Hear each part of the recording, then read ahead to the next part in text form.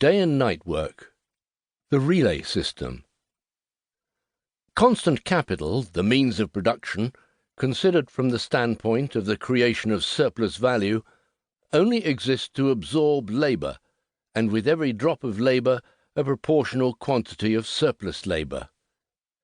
While they fail to do this, their mere existence causes a relative loss to the capitalist, for they represent, during the time they lie fallow, a useless advance of capital. And this loss becomes positive and absolute as soon as the intermission of their employment necessitates additional outlay at the recommencement of work. The prolongation of the working day beyond the limits of the natural day into the night only acts as a palliative. It quenches only in a slight degree the vampire thirst for the living blood of labour. To appropriate labour during all the 24 hours of the day is, therefore, the inherent tendency of capitalist production.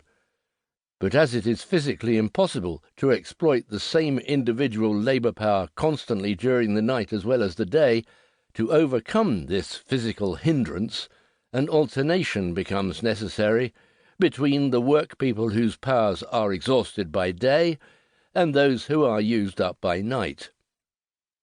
This alternation may be effected in various ways. For example, it may be so arranged that part of the workers are 1 week employed on day work, the next week on night work.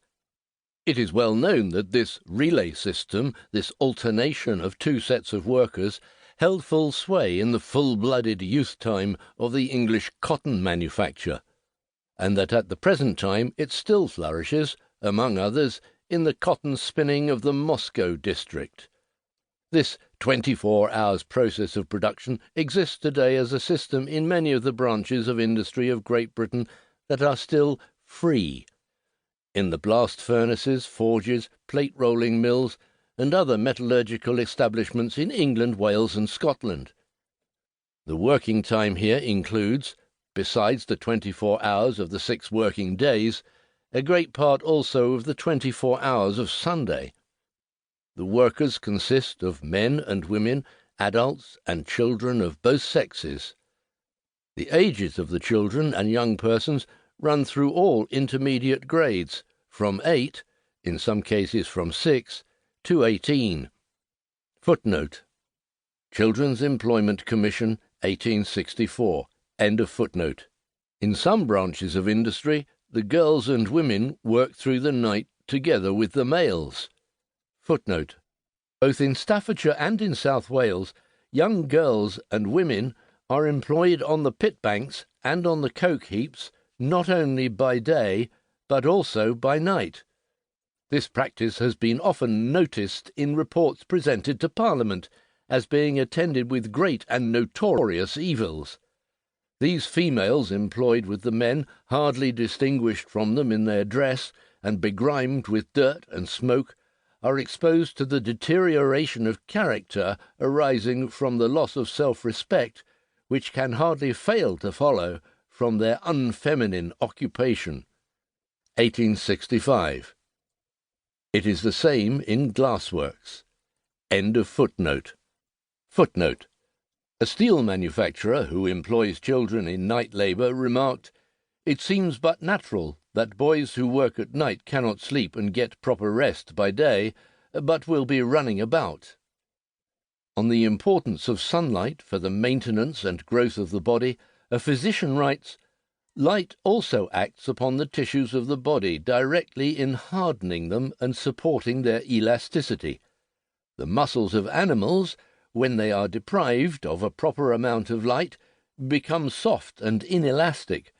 The nervous power loses its tone from defective stimulation, and the elaboration of all growth seems to be perverted. In the case of children, constant access to plenty of light during the day and to the direct rays of the sun for a part of it is most essential to health. Light assists in the elaboration of good plastic blood, and hardens the fibre after it has been laid down. It also acts as a stimulus upon the organs of sight, and by this means brings about more activity in the various cerebral functions.